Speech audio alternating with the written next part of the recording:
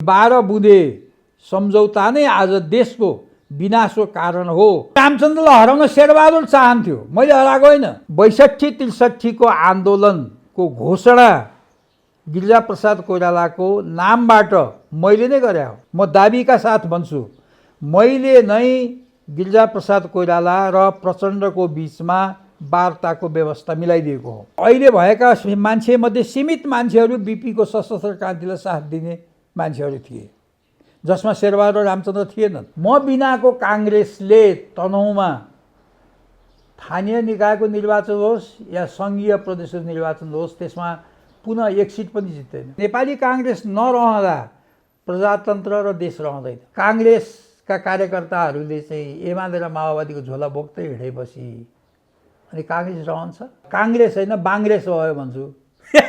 वाम र काङ्ग्रेस मिलेर बाङ्ग्रेस भयो अहिले हाम्रो पार्टी। अहिले नेपाली काङ्ग्रेस त अहिले सिद्धान्त पनि छैन, सिद्धान्त नभएको पार्टी पनि कहीँ चल्छ भने रामचन्द्र पौडेल एउटा बाटोमा यसरी लागेका छन् कि जसले गर्दा उहाँको विनाश अवश्यम्भावी छ। मैले 3 पुस्ता यो काङ्ग्रेसमा रगत भिजेको छ। कसैले मलाई काङ्ग्रेस नभन्दा नहुने होइन। यो 14औं महाधिवेशनमा सैद्धान्तिक कुराहरू केही पनि उठ्ने छैन र सैद्धान्तिक अवधारणाको आधारमा कोही पनि सभापति हुने छैन। अब रामचन्द्र त बेकुब मान्छे हो।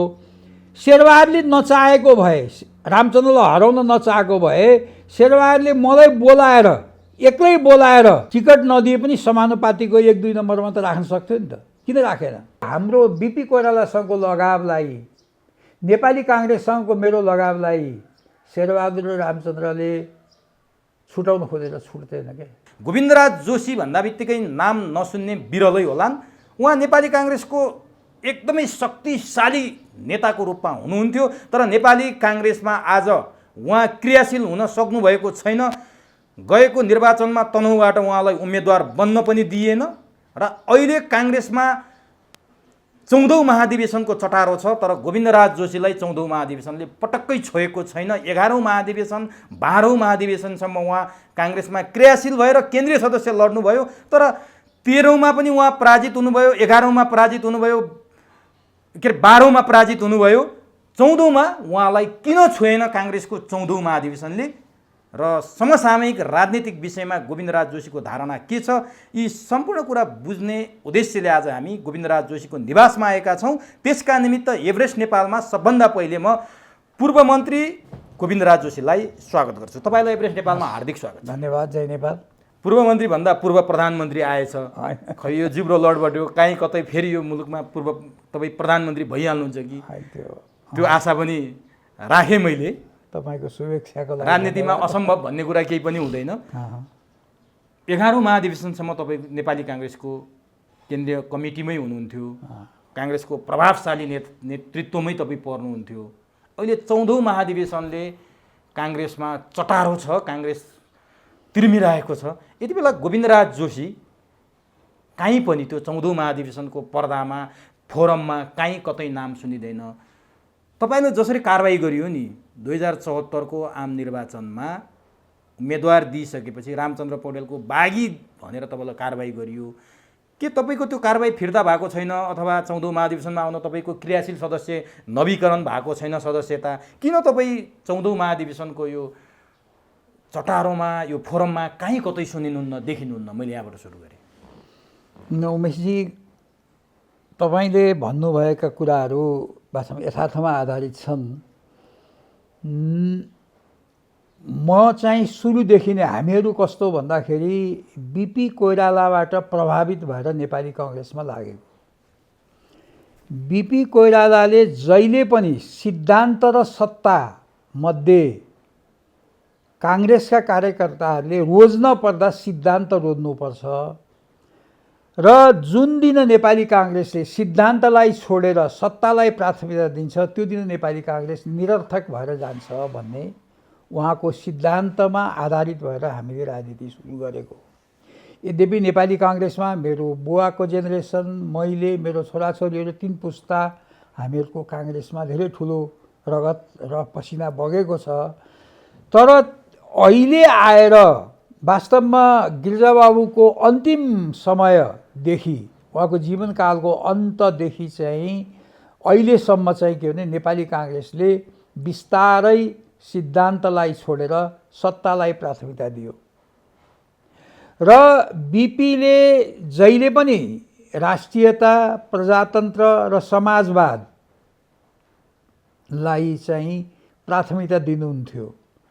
अहिले काङ्ग्रेसले यो तिनटै कुरा छोडेर गिरिजाबाबुले यसलाई रूपान्तरण गर्नुभयो सहमति, सहकार्य र एकता। राष्ट्रियता, प्रजातन्त्र र समाजवाद कन्भर्ट भयो र अहिलेको काङ्ग्रेस यही सहमति, सहकार्य र एकताको अभियानमा लाग्दाखेरि म मात्र होइन, म जस्ता धेरै मान्छेहरू जो नेपाली काङ्ग्रेसको सिद्धान्तप्रति प्रतिबद्ध छन् या त आफै निष्क्रिय भएका छन् या त निष्क्रिय बनाउने कोसिस भएको छ। किनभने जस्तो म आफै निष्क्रिय भएको होइन, तर मलाई किन निष्क्रिय गरिँदैछ भन्दाखेरि यसमा यहाँ पार्टीभित्र ग्रुपिजम भन्नुहुन्छ नि तपाईँ, त्यो ग्रुपिजम छैन। शेरबहादुर, रामचन्द्र या शशाङ्क या प्रकाशमान या शेखर या कृष्ण सिटौला या विमलेन्द्र सबैको एउटै विचार छ। जस्तो हामी जस्ता मान्छेलाई, किनभने जस्तो एउटा कुरा तपाईँले के बुझ्नुपर्छ भन्दा नेपालको राजनीतिमा अहिले आएर र नेपाली काङ्ग्रेसको राजनीति दुईटा सिद्धान्तमा विभाजित भएको छ। एउटा सिद्धान्त भनेको यो ६३ सालको आन्दोलनको सन्दर्भमा गरिएको 12 बुँदे सम्झौता, एउटा 12 बुँदेको विपक्षी। जस्तो 12 बुँदे सम्झौताले आज यो अवस्थामा देश पुग्यो भन्ने मान्छेहरू र यो दुईटा विचारधारामध्ये जस्तो 12 बुँदे सम्झौताको परिणाम गणतन्त्र, सङ्घीयता, धर्मनिरपेक्षता हो। अब 12 बुँदेले नै आज देश त चलाएको छैन। आज सबै छ, सङ्घीयता पनि छ, गणतन्त्र पनि छ, धर्मनिरपेक्ष पनि छ, तर आज देश बेहाल भएको छ, तपाईँ देख्नु भएको छ।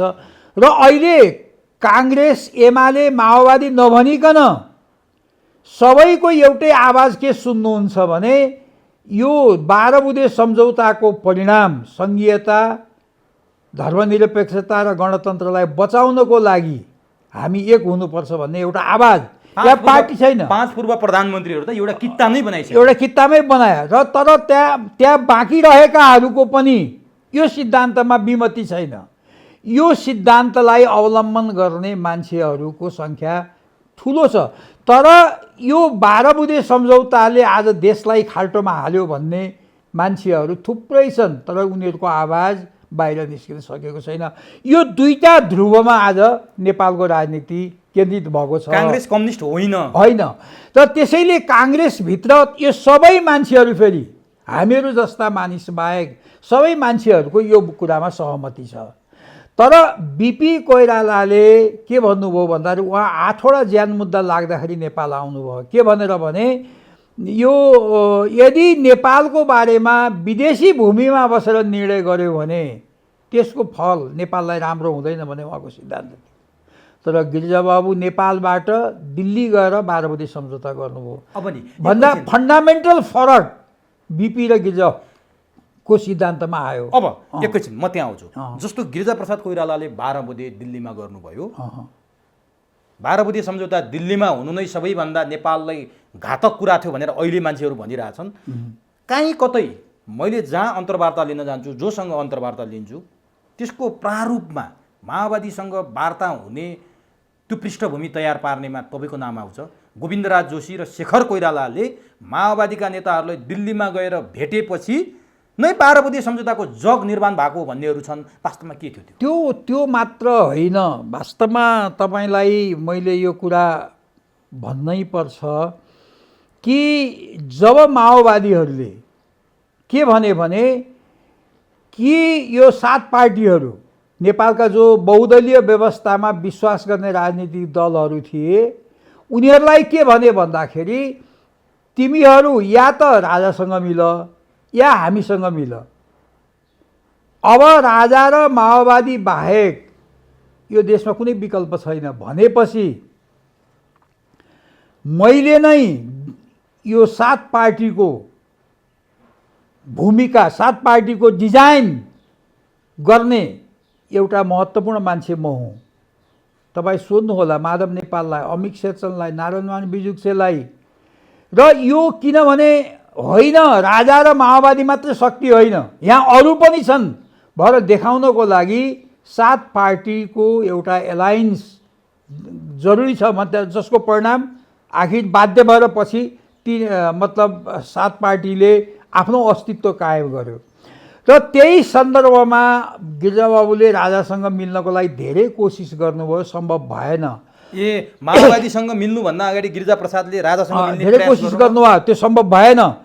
सम्भव नभएपछि उहाँले माओवादीसँग कुरा गर्ने इच्छा व्यक्त गर्नु भएपछि मैले नै, म दाबीका साथ भन्छु, मैले नै गिरिजाप्रसाद कोइराला र प्रचण्डको बिचमा वार्ताको व्यवस्था मिलाइदिएको हो। अब म कसरी मिलाएँ त्यो अहिले भन्न चाहन्न। भन्नाले सुन्नु, त्यसपछि त्यति बेला गिरिजाबाबु र प्रचण्डको बिचमा एउटा मोबाइल थियो जुनमा घन्टी आउँदा या त गिरिजाप्रसाद कोइरालाले गरेको हुन्थ्यो या प्रचण्डले गरेको हुन्थ्यो। मतलब एउटा छुट्टै नम्बरको मोबाइलमा मात्रै 2 जनाको कुरा हुन्थ्यो। त्यसपछि उहाँको दिल्लीमा माओवादीसँग त्योभन्दा अगाडि गिरिजाबाबु जानुभयो होइन। त्यो बेला गिरिजाबाबुसँग माओवादीसँग 2 चरणमा कुरा भएको छ। र म र शेखर जाँदाखेरि बाबुराम भट्टराई, देव गुरुङ र कृष्णबहादुर महराज जो 3 जना जीवित छन् अहिले।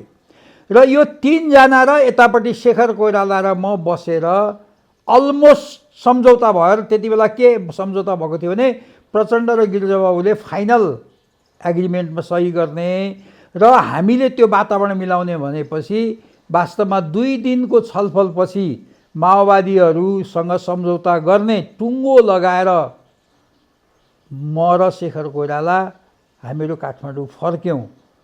तर त्यो बेला के थियो भने माओवादीहरूले 47कै संविधानलाई उनीहरूले स्वीकार गर्ने, तर नेपाली सेनालाई चाहिँ संसदको अधीनमा राख्ने भन्ने कुरामा सहमति भएको थियो। तर त्यसपछि नै अब राजनीतिले अर्को रूप लियो। त्यो कुरा कताबाट लिक भयो, कहाँ गयो। गिरिजाप्रसाद कोइरालाले राजालाई यो कुरा भनेपछि यो कुराले अर्को बाटो लियो भनेर त्यो मलाई थाहा भएन। तर म के भने यो जो मिसन त्यही अन्त भयो। हामी फर्केपछि त्यो मिसनले जब माओवादीसँग हाम्रो जुन एग्रिमेन्ट भएको थियो र त्यो एग्रिमेन्टलाई चाहिँ तपाईँको पूर्णता दिन सकिएन। त्यसमा मेरो रोल रहेन। त्यसपछि नेपाली राजनीतिमा, नेपालको आन्दोलनमा मेरो राजनीति रहेन। यद्यपि 62-63 को आन्दोलनको घोषणा गिरिजाप्रसाद कोइरालाको नामबाट मैले नै गरे हो। तनहुमा हुँदाखेरि तनहुबाट आएँ म। आएपछि म जेलमा थिएँ, त्यहाँबाट छुटेर आइसकेपछि मैले नै घोषणा गरेँ फागुन 7 गतेबाट। त्यो बेला आन्दोलनको काङ्ग्रेसले घोषणा गरेको आन्दोलनमा चाहिँ निरङ्कुश राजतन्त्रको अन्त र पूर्ण प्रजातन्त्रको स्थापना, 2टा मागहरू। गणतन्त्र भन्ने थिएन, 2टा मागहरू थिए, निरङ्कुश राजतन्त्रको अन्त र पूर्ण प्रजातन्त्रको स्थापना। तपाईँले नेतृत्व गर्दासम्म यो थियो। अब मैले कहाँनिर प्रश्न हुन खोजेँ भने त्यो कहाँबाट बिग्रियो, राजनीति सकियो। तपाईँले जसरी माओवादीहरूसँग एक प्रकारको जेन्टलमेन एग्रिमेन्ट भनौँ न, त्यो गरेर आउनुभयो नि, त्यहाँ नेकपा एमालेको कहीँ कतै भूमिका थिएन त्यति बेलाको माधव नेपालहरू? होइन, अब त्यति बेला चाहिँ माधव नेपालजीहरूको आफ्नै किसिमको कुराकानी, जस्तो सिक्किममा कुरा भयो भन्ने कुरा सुनिन्थ्यो, धेरै थियो। माओवादीहरूले पनि अब विभिन्न मान्छे, तर मेजर मान्छे त गिरिजाप्रसाद कोइराला हुनुहुन्थ्यो। उहाँसँग सेटलमेन्ट नगरिकन त उहाँ 7 पार्टीको पनि नेता, अब नेपाली काङ्ग्रेसको पनि नेता भएको हुनाले गिरिजाप्रसाद कोइरालासँग एलायन्स सम्झौता नगरिकन त्यो सम्झौताले त कार्यान्वयन गर्दैन नि त। त्यसैले नेकपा एमालेका नेताहरूसँग पनि उनीहरूको सम्पर्क भएको थिएन, म भन्दिनँ, भएको थियो। विभिन्न चरण कुराकानी भयो होला होइन। राजासँग पनि उनीहरूको कुरा भएको थियो भनेर भन्थे, बाहिर सुने त हो नि। माओवादीले सबैतिर कुरा गरिरहेको थियो, कुरा गरिरहेको थियो उनीहरूले। अब तपाईँले यहाँ मलाई के भनिदिनु भने नि, जस्तो तपाईँ आउनुभयो, तपाईँ त्यहाँसम्म सिनमा हुनुहुन्छ है, त्यो तपाईँले गरेको काम यदि कार्यान्वयनमा आएको भए नेपालमा गणतन्त्र, धर्मनिरपेक्षता र सङ्घीयता केही पनि आउँदैन रहेछ। जसरी 12 बुँदे सम्झौता भएपछि यी तीनवटा कुरा आयो, यो तीनवटा कुरा आएपछि अहिले देशमा यो अस्थिरता भयो, यो भद्रगोल भयो, यो अचम्मैको अवस्थामा आयो। यदि साँच्चीकै शेखर कोइराला र गोविन्दराज जोशीले भने अनुरूप माओवादीले संसद अन्तर्गत सेना आएपछि 47 सालको संविधान मानिदिएको भए आजको यो स्थिति आउँथ्यो कि आउँदैन थियो? आउँदैन थियो। त्यसो भए को हो त गोविन्दराज जोशीलाई अनसिन बनाएर गिरिजाप्रसाद कोइराला, जो तपाईँ गिरिजाप्रसाद कोइरालासँग नजिक हुनुहुन्थ्यो त्यति बेलासम्म, 62-63 को आन्दोलनपछि तपाईँले घोषणा गरेको आन्दोलनभन्दा फरक ढङ्गले आन्दोलन गयो, तपाईँ त्यो सिनमा देखिनु भएन। यी सबै कुराहरू भए तपाईँलाई काङ्ग्रेसभित्रैबाट गराइयो कि अन्तर्राष्ट्रिय शक्तिहरूले? अब त्यो चाहिँ म भन्न सक्छु, तर आन्दोलनमा म आफू चाहिँ सक्रिय थिएँ। तर तपाईँ गिरिजाप्रसाद कोइरालाको नजिक हुनु भएन नि? त्यसो होइन, तर मलाई चाहिँ के भने नजिक भन्दा पनि आन्दोलनबाट मलाई टाढा बनाउन प्रयत्नहरू भइराखेका थिए होइन। बिस्तारै अब गिरिजाबाबु त्यो कुरामा कन्भिन्स गराइयो। त्यो त काङ्ग्रेसभित्रबाटै, काङ्ग्रेस बाहिरबाटै, अरू शक्तिबाट हुनसक्छ होइन। भइसकेपछि अब अनवान्टेड गेस्ट जस्तो गिरिजाबाबु चाहिँ 12 बुँदे सम्झौता गर्न दिल्ली जाँदाखेरि उहाँलाई त्यो कुराको जानकारी गोविन्दराज जोशीलाई नदिनु भनियो र मलाई थाहा नदिकन उहाँ जानुभयो। र उहाँ फर्केपछि मैले उहाँलाई भनेको, मैले कार्यसमितिको बैठकमा पनि भने, मैले उहाँलाई एक्लै के भने तपाईँले मलाई विश्वास नगरिसकेपछि अब म तपाईँको साथमा रहन उचित लाग्दैन। त्यसैले तपाईँलाई आवश्यकता पर्दा मेरो प्रयोग गर्नुहोला, मलाई प्रयोग गर्नुहोला। अब मैले तपाईँलाई हिजोको जस्तै सहयोग गर्नु मेरो लागि राम्रो हुँदैन, तपाईँको लागि पनि राम्रो हुँदैन। किनभने तपाईँले विश्वास नगरेको मान्छेलाई बाध्यताले साथमा लिएर हिँड्दा तपाईँको मनमा पनि यत्रो ठुलो अभियानमा हिँड्नु भएको छ, तपाईँलाई लाग्छ मलाई बाहिर राखेर तपाईँको आन्दोलन, किनभने पूर्ण प्रजातन्त्र र निरङ्कुश राजतन्त्रको अन्तको आन्दोलनको सही तपाईँले गरे पनि त्यो भाषा मैले लेखेको हो। त्यसैले त्यो अभियानमा लाग्दाखेरि मलाई बाहिर राख्दा तपाईँको लागि उचित हुन्छ भने त्यो सोध्नुहोस् भने उहाँले जवाफ दिनु भएन। त्यसको भोलिपल्ट पार्टी सानेपा पार्टी कार्यालयमा उहाँले मलाई बोलाउनु भयो, म गएँ। अनि त्यहाँबाट उहाँले उहाँको कोठामा एक्लै राखेर के भन्नुभयो भने, जोशीजी तपाईँ चाहिँ पार्टीको सङ्गठन हेर्नुहोस्, यो पनि महत्त्वपूर्ण मान्छे चाहिन्छ, आन्दोलनमा चाहिँ तपाईँ अलिकति पछाडि बस्दिनु पर्यो भन्नुभयो। भन्दाखेरि के थियो भने आन्दोलनमा त्यहाँ दुईवटा कुरा थियो। आन्दोलनमा मलाई हटाउनको लागि नेपालकै राजनीतिक शक्तिहरूले गिरिजाबाबुलाई कन्भिन्स गराएका थिए। काङ्ग्रेसभित्रका हुनुहुन्छ, काङ्ग्रेसभित्र पनि थिए, बाहिरका पनि थिए। यो चाहिँ को थिए अब मलाई उहाँले भन्नु भएन। तर मतलब एउटा ठुलो शक्ति के चाहन्थ्यो भन्दा गिरिजाप्रसाद कोइरालाबाट दुईवटा कुरा थियो। एउटा, गिरिजाप्रसाद कोइरालालाई भन्दा गोविन्दराज जोशीलाई नलिकन हिँड्नुभयो भने तपाईँको लागि राम्रो हुन्छ। तर अर्को शक्ति गिरिजाप्रसाद कोइरालाको ब्रेन यो हो, गोविन्दराज जोशी हो। यसलाई गिरिजाप्रसाद कोइरालाबाट हटाइदिएपछि गिरिजाप्रसाद कोइरालालाई सिद्ध्याउन सकिन्छ। अब यो दुईटा मिश्रित शक्तिको प्रयासबाट मैले आफैले स्वेच्छाले वास्तवमा ब्याक भएँ। उहाँले स्वेच्छाले त नभनौँ, किनभने उहाँले नै तपाईँ सङ्गठन हेर्नुहोस्, उहाँलाई पनि दबाब थियो होला, दबाब थियो होला। होइन, दबाबले उहाँलाई बाध्यताले गर्दाखेरि उहाँको त्यो दबाबलाई धान्न सक्नु भएन। मलाई त भन्नु भएन, म त्यस्तो बुझ्थेँ उहाँको कुराबाट। त्यसपछि म बिस्तारै आन्दोलनमा त लागेँ, म जुलुसमा हिँडेँ, आन्दोलनमा सबै थियो, मैले गर्ने मेरो कर्तव्य पुरा गरेँ। तर त्यो चाहिँ जो कोर मिटिङहरूमा चाहिँ म चाहिँ वास्तवमा संलग्न। तपाईँ जस्तै खुमबहादुर खड्कालाई पनि यस्तै नियति गराइयो भन्ने हामी सुन्थ्यौँ। ल ठिक छ, यो खैर म त्यता गएन। अब तपाईँले सुरुवात गर्नुभयो, जग बसाल्नुभयो शेखर कोइराला र गोविन्दराज जोशी। धेरै मान्छेलाई यो थाहा छैन, अहिले आएर सार्वजनिक हुँदैछ र जिब्रो टोक्दैछन् मान्छेहरू, खासमा यस्तो रहेछ भनेर। तर तपाईँ पनि त्यो सिनमा देखिनु भएन, शेखर कोइराला पनि देखिनु भएन, त्यो ठाउँमा कृष्ण सिटोला र अमरेश सिंहहरू देखिए हो। अब त्यो चाहिँ त त्यसमा दुईवटा कुरा भयो नि तपाईँको। 12 बुँदे सम्झौता पछि नै मैले गिरिजाप्रसाद कोइरालासँग सँगै नहिँड्ने निर्णय गरिसकेपछि अनि गिरिजाबाबुलाई मैले इमान्दारीपूर्वक त्यो बेला अब गिरिजाबाबुलाई कोही न कोही मान्छे चाहिन्थ्यो, उहाँलाई मलाई थाहा थियो उहाँको फेरि मतलब सञ्चालन गर्नको लागि। त्यसपछि मैले नै गिरिजाबाबुलाई चाहिँ अब कृष्ण सिटौला मान्छे, खट्ने मान्छे पनि चाहिन्थ्यो उहाँलाई। जस्तो कृष्ण सिटौलाले त 12 जे गरे, राम्रो गरे नराम्रो गरे होइन, 12 बुँदे सम्झौतासम्म आएर अहिलेसम्म पनि कृष्ण सिटौलाको प्रभाव एउटा किसिमको छ। तर मैले नै गिरिजाबाबुलाई अब तपाईँले मलाई गराएको सबै कामहरू कृष्ण सिटौलाबाट गराउनुहोस्। त्यति बेलासम्म कृष्ण सिटौलाको इमान्दारी त नेपाली काङ्ग्रेससित थियो, अहिले छैन। तर अहिले त उहाँले जुन बाटो यो 12 बुँदे सम्झौता गराउने एउटा प्रमुख पात्र उहाँ हो। त्यसले गर्दाखेरि आज काङ्ग्रेसको त बेहाल भइसक्यो। त्यसले उहाँ ठिक बाटोमा हिँड्नु भएको छैन जस्तो लाग्छ मलाई, तर मसित कुराकानी हुँदैन। मैले नै गिरिजाबाबु कहाँ म र उहाँ नै गएर भनौँ अब मैले लगाएँ किन भनेर होइन, मैले गिरिजाबाबु कहाँ अब म आउँदिनँ, तपाईँले मलाई गराउने कामहरू गिरिजाबाबु कृष्ण सिटौलासँग गर्नुहोला भनेर भनेपछि अनि उहाँको डिपेन्डेन्सी कृष्ण सिटौलासँग बढ्यो। राम्रो भयो नराम्रो भयो। तर तपाईँले सङ्गठनको जिम्मा, सङ्गठन विभागको जिम्मा गिरिजाप्रसादले दिँदा किन ग्रहण गर्नु भएन त? होइन, सङ्गठनको ग्रहण नगरे होइन, सङ्गठन मतलब त्यो विभाग होइन कि सङ्गठन तपाईँले हेर्नु पऱ्यो भन्नुभयो। त्यो अधिवेशनसम्म त मैले हेरेकै थिएँ।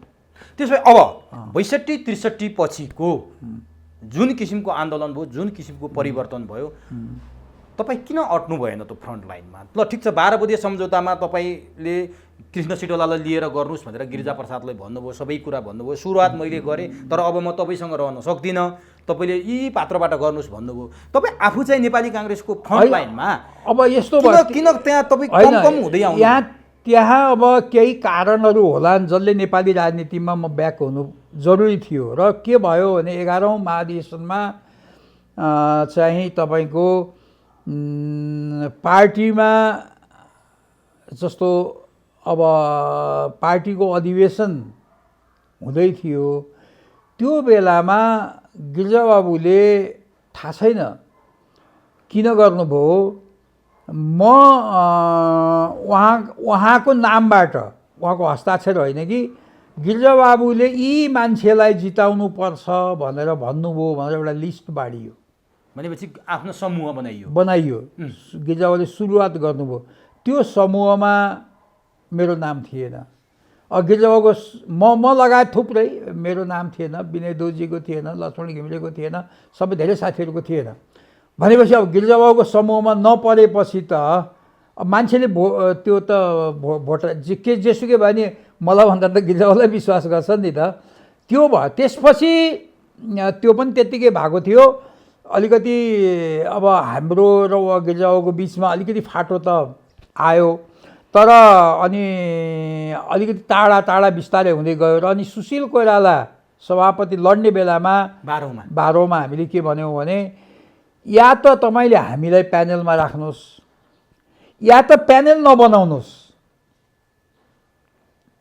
भन्दाखेरि उहाँले चाहिँ एउटा प्यानल बनाएर त्यो प्यानलको नेताको हैसियतले उहाँले चुनाव लड्नु। त्यो प्यानलमा पनि हाम्रो नाम थिएन। अब मलाई एउटा कुरा जान्न मन लाग्यो, जस्तो तपाईँले अघि जो नाम लिनुभयो, कुलबहादुर गुरुङ पनि हुनुहुन्छ अहिले तपाईँहरूसँग सँगै, सधैँभरि गिरिजाप्रसादलाई साथ दिनुभयो।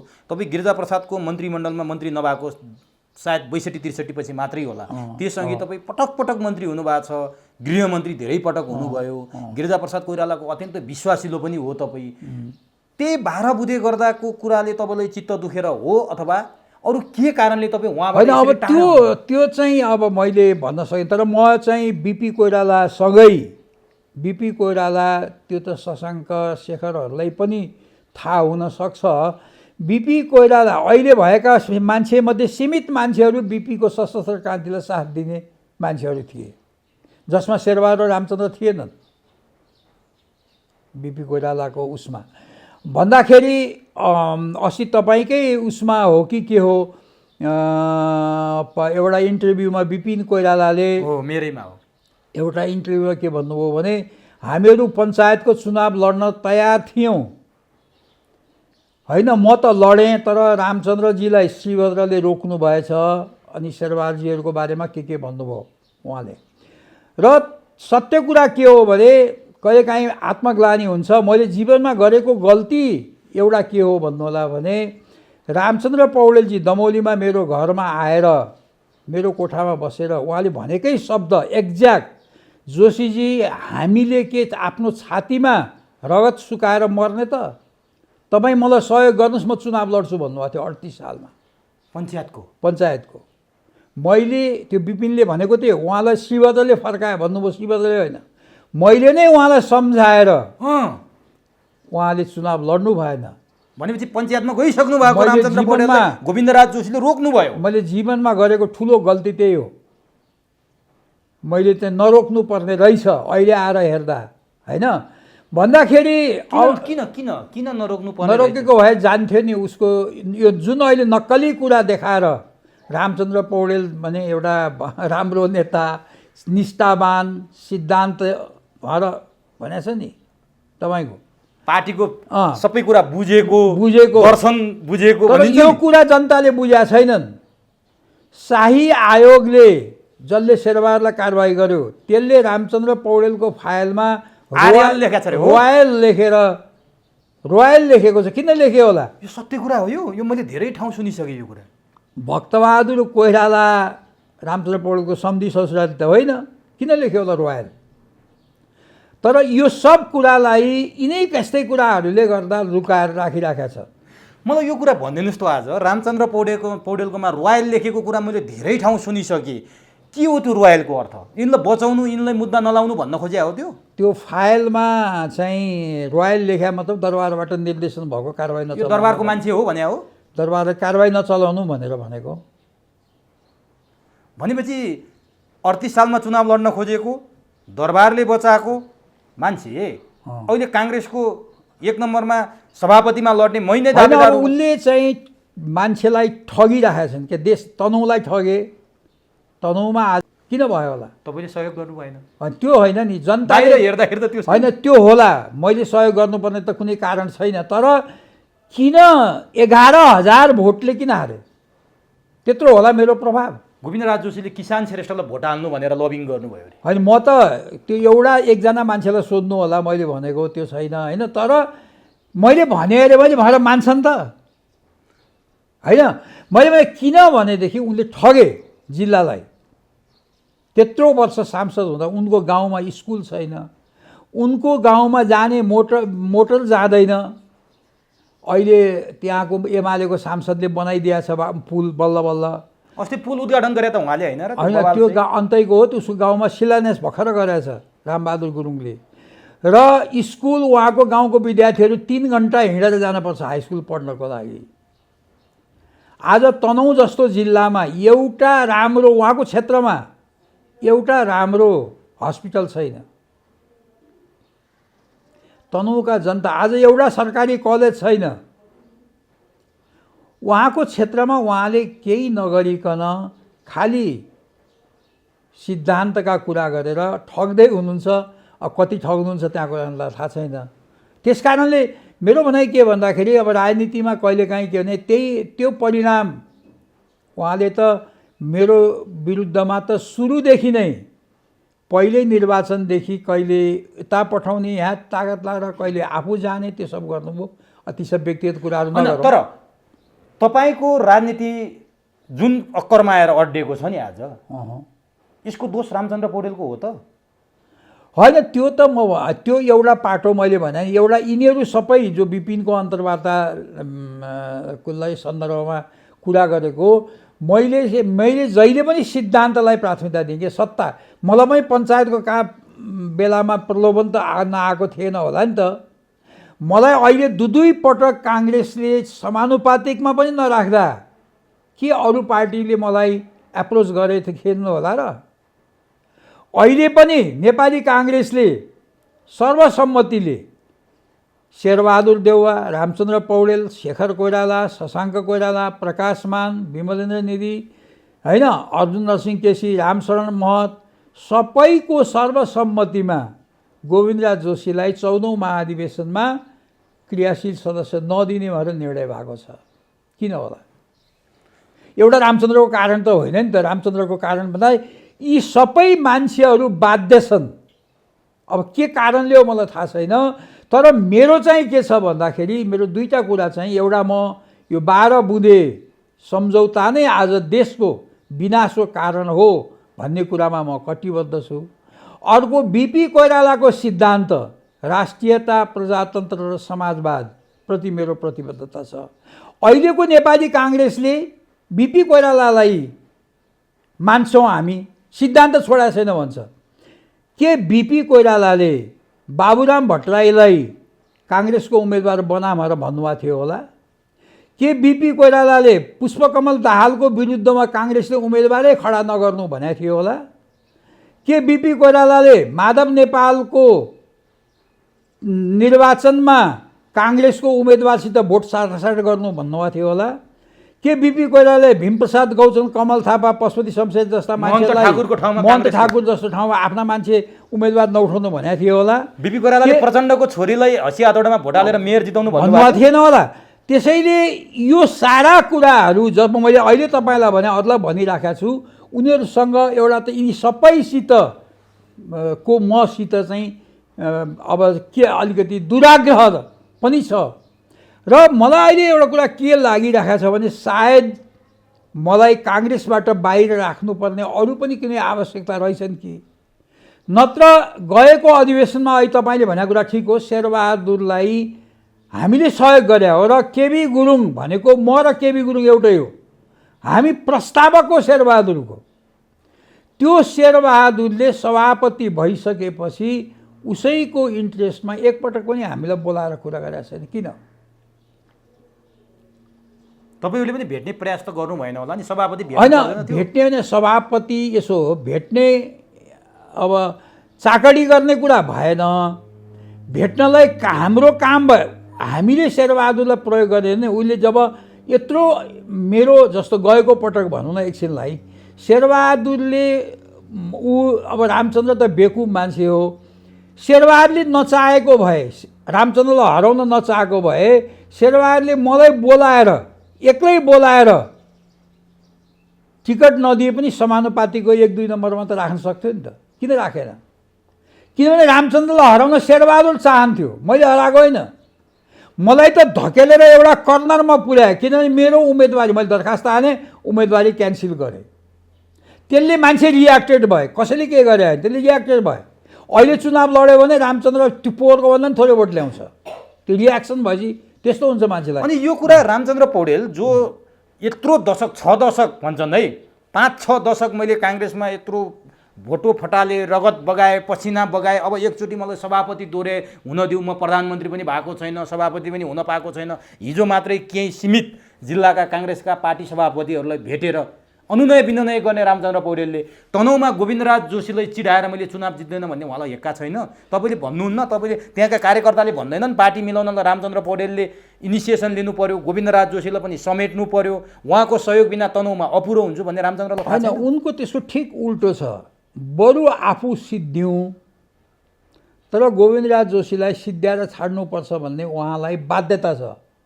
कहिलेकाहीँ के हुन्छ भने तपाईँले अहिले म आजभोलि त्यो हनुमान वीर बजरङ्गबली भन्ने फिल्म हेर्दैछु कि त्यो नियतिले मान्छेलाई धकाल्दो रहेछ क्या, के हुन लेखेको छ नि। त्यसैले रामचन्द्र पौडेललाई मलाई धकाल्नको लागि बाध्य गराइएछ, उसले जानेर नजानेर।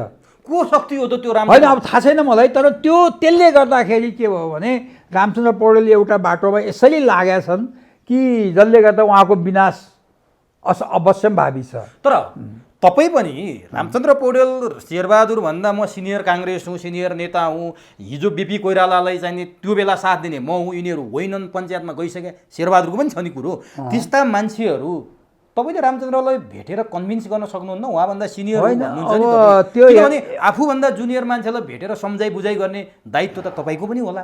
पार्टी भटखालामा गएको छ, काङ्ग्रेसमा यत्रो रगत पसिना बगाउनु भएको छ 3 पुस्ताको, यो काङ्ग्रेस जोगाउनुपर्छ, रामचन्द्र पौडेललाई पनि सम्झाइ बुझाइ गर्नुपर्छ भन्ने तपाईँलाई लाग्दैन कि? दुईटैको अहमताले तनहुँमा काङ्ग्रेसको हालत यो भएको? अब होइन, यसो मैले चाहिँ गएर सम्झाउने भन्ने कुरा त अब त्यो सम्भव छैन। त्यो अलिकति मैले इगो पनि हो कि रामचन्द्र र गोविन्दराजको? होइन, इगो होइन। अब ऊ एउटा साथी जो वास्तवमा सँगै कैयौँ पटक जेल बसेको छ, सारा दुःख सुखमा सँगै हिँडेको छ, त्यो मान्छेप्रति सुनियोजित रूपमा जब बहुदल आयो त्यस बेलादेखि लागिसकेपछि त्यस्तो कृतज्ञ मान्छेको अनुहार हेर्दा पनि साइत पर्दैन भन्ने मलाई लाग्छ क्या। त्यसो भएर मैले प्रयास गरेको छैन। अनि तपाईँहरू दुईटा पनि सिद्धिनु नै भयो, जिल्ला सिद्धिने भयो, देश है। अब मैले त्यो चाहिँ उ गरिराखेको छैन। म सिद्धिने कि नसिद्धिने भनेर, म त जुन पोजिसनमा अहिले मलाई यी सबै मिलेर पुर्याएको छन् त्योभन्दा तल जाने ठाम छैन। तर आज काङ्ग्रेसभित्र अधिवेशन आउँदैछ। तपाईँले अहिले काङ्ग्रेसमा म हेरिराखेको छु र यही बाटो हिँड्यो भने काङ्ग्रेसको पतन अवश्यम्भावी छ। गएको चुनावमा पराजय भयो, त्यो पराजयको जिम्मेवार शेरबहादुर कि रामचन्द्र कि त्यो समय के अरे संसदीय बोर्डमा बसेका 25 जना कि म, तिनीहरूले जिम्मेवारी लिनु पर्दैन? तिनीहरूले जिम्मेवारी, यो 25 जनाले जिम्मेवारी लिनु पर्ने कि नपर्ने?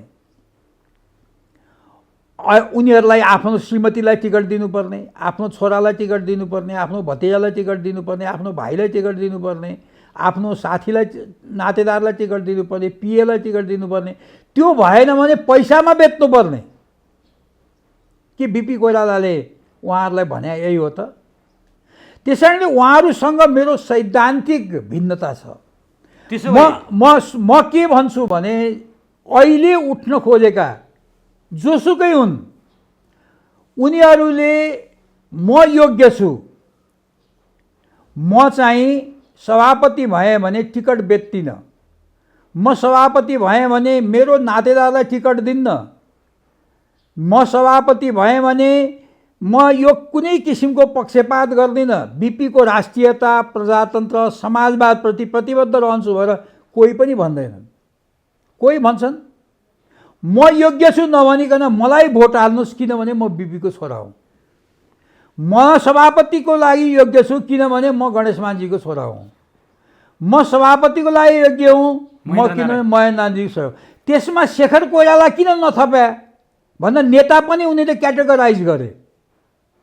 ए ग्रेडको नेताको छोराछोरा मिलेर एउटा ग्रुप बनाउने, नभए शशाङ्क, विमलेन्द्र र प्रकाशमान बस्दाखेरि शेखर कोइराला, रामशरण महत र अर्जुन नरसिंह केसीलाई नै राखे भए के हुन्थ्यो? यिनीहरूलाई राख्न किनभने यिनीहरू यो रामशरण, अर्जुन र शेखर कोइराला चाहिँ अछुत भए। किनभने यिनीहरूभन्दा रामशरण र अर्जुनको त बाउ नेता होइन, त्यस कारणले उनीहरू त झन् अछुत भए। उनीहरूलाई मिटिङमा राखेर कहाँ सभापतिको छलफल गर्ने? सभापतिमा त हामी ए ग्रेडको नेता बिपी गणेशमान सिंह र महेन्द्र नारायणजीको छोरा मात्रै बसेर गर्नुपर्छ। त्यहाँ गिरिजाप्रसाद कोइरालाको छोरी पनि बस्न हुँदैन, ऊ पनि सेकेन्ड ग्रेडको हो। अब यो किसिमबाट जान लागेको काङ्ग्रेसलाई कसले बचाउन सक्छ? तर लिगेसीको कुरा गर्छन् नि काङ्ग्रेसमा। काङ्ग्रेस होइन, लिगेसी भने शेखर कोइराला पनि त लिगेसी होला नि त। तर के भनिन्छ बाहिर भने शेरबहादुर हो, सुन्नु न, त्यसैले काङ्ग्रेस पतनको बाटोमा गयो। काङ्ग्रेसमा कोही पनि मान्छे म योग्य छु, आफू कसैले म योग्य छु भन्दैन होइन। के को लागि कसलाई सभापति बनाउने? शशाङ्क कोइरालाले भन्नुहुन्छ म भने गुट सबै ध्वस्त हुन्छन् काङ्ग्रेस होइन। कसरी उहाँले भन्नु शशाङ्क कोइरालाले मैले मात्रै शेरबहादुरलाई हराउन सक्छ अरे। किन हराउने? शेरबहादुरले पार्टीले यो रसातालमा पुर्यायो भन्ने उहाँहरूको अनि अध्यक्षले पुर्याउँदा महामन्त्रीले पुर्यायो हो कि होइन? ल 60-40 होला। अध्यक्षको 60% जिम्मेवारी हो भने उपसभापति र महामन्त्रीको 20-20 त होला नि, छैन? भन्न मिल्छ? त्यो मोरालिटी त छैन। त्यसो भने नि तपाईँलाई क्रियाशीलबाट वञ्चित गराए तपाईँ 14औं महाधिवेशनमा काङ्ग्रेसको कुनै पनि फोरममा देखिनु हुने छैन? अब चाहिँ अहिलेको स्थिति हेर्दा त्यस्तो देखिन्छ। यो कुनै पुनर्विचार जस्तो आज तपाईँले अघि नाम लिएका प्रकाशमान, विमलेन्द्र र शशाङ्कहरूले केन्द्रीय सदस्यको भेला बोलाएको भन्ने कुरा सार्वजनिक भएको थियो। तर क्रियाशील सदस्यताको विवाद मिलाउनु पर्ने भएको हुनाले उनीहरू स्थगित गरे भने त्यो क्रियाशील सदस्यता अब कतै गोविन्दराज जोशीले क्रियाशील सदस्यता पाउनु भएन भनेर कुनै नेताले आवाज उठाउनु भएको छ? मलाई अहिलेसम्म त्यो उठाएको जस्तो लाग्दैन। र किनभने त्यति मात्र होइन, तनहुँ जिल्लाको 2000 मान्छेले साधारण सदस्यबाट राजीनामा दिएका छन्। यो काङ्ग्रेसलाई हिक्का छैन? अब त्यो मात्र होइन कि आउने स्थानीय निकायको निर्वाचनमा तनहुँमा चाहिँ र सायद देशभरि पनि त्यो लहर फैलिन सक्छ। किनभने यो खालका मनस्थिति भएका मान्छेहरूलाई पार्टीमा रहँदासम्म नेपाली काङ्ग्रेसको कुरा केही थिएन कि नेपाली काङ्ग्रेस नरहँदा प्रजातन्त्र र देश रहँदैन। तर नेपाली काङ्ग्रेसलाई समाप्त व्यक्तिगत म सभापति हुनु पर्यो। किन हुनु पर्यो? त्यसको जस्टिफिकेसन दिनु पर्यो नि। किन अमुक व्यक्ति सभापति नभई भएन? किनभने म अहिलेसम्म भएन अरे, अब हुनु पर्यो अरे। मैले कुनै लाभको पद पाएको छैन, न सभापति भए न प्रधानमन्त्री भए भन्ने रामचन्द्र पौडेल तपाईँको जिल्लावासी नेताको कुरा छ। किन हुनु पर्यो त उनले? अनि त्यो कहिले नभएको त मेरो गामको एकजना अरू थुप्रै मान्छेहरू छन् जो बिचरा बिहान बेलुका जोतेर बसिरहेका छन्। उनीहरूले पनि त अहिलेसम्म केही पनि पाएनन्। उनीहरूको योगदानको कदर गर्ने कि नगर्ने? डेमोक्रेसीको लागि नै मेरो आधा जीवनभन्दा बढी गइसक्यो। कसको गएको छैन त आधा जीवन?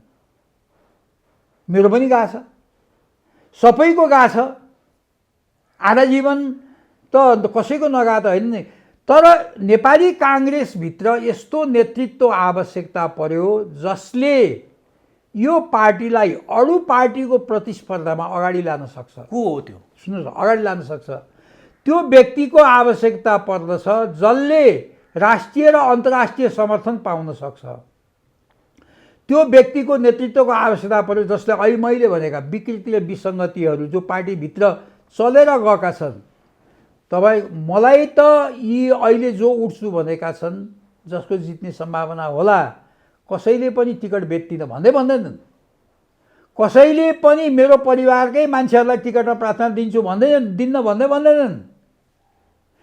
कसरी त्यहाँ पुगेर हिजो शेरबहादुरले जे गर्यो, सुशील कोइरालाले जे गर्यो, त्यो कुरा चाहिँ आज गर्ने लालचाले गर्दाखेरि तपाईँको यो पार्टीको सभापतिको उम्मेदवार आकर्षण किन भन्छ।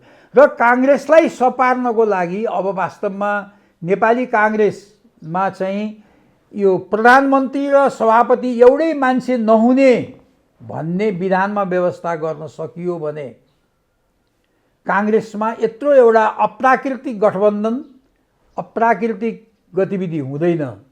सभापति प्रधानमन्त्री हुन नपाउने होइन, त्यो अरू मुलुकमा पनि छ त्यस्तै। सभापति हुन्छ, पार्टी चलाउँछ। त्यो नगर्ने हो भनेर दम्बको लागि अहिले सभापति र प्रधानमन्त्री एउटै हुनु। म ठुलो मान्छे हो भनेर धाक देखाउनको लागि। तर सभापति प्रधानमन्त्री हुन नपाउने हो भने त सभापतिप्रतिको आकर्षणै हराउला नि। फेरि आकर्षण हट्दैन। किन हट्छ? अन्त हटाएन त नेपालमा हट्छ। तर मैले एउटा कुरा के जान्न मन लाग्यो, तपाईँले अघि एउटा पर्सनालिटीको कुरा गर्नुभयो नि, काङ्ग्रेस जोगाउने हो भने टिकट बेच्दिन भन्ने, परिवारमा नातावाद कृपावाद हेर्दिन भन्ने मान्छे अहिलेसम्म कोही बोलेको छैन भन्नुभयो।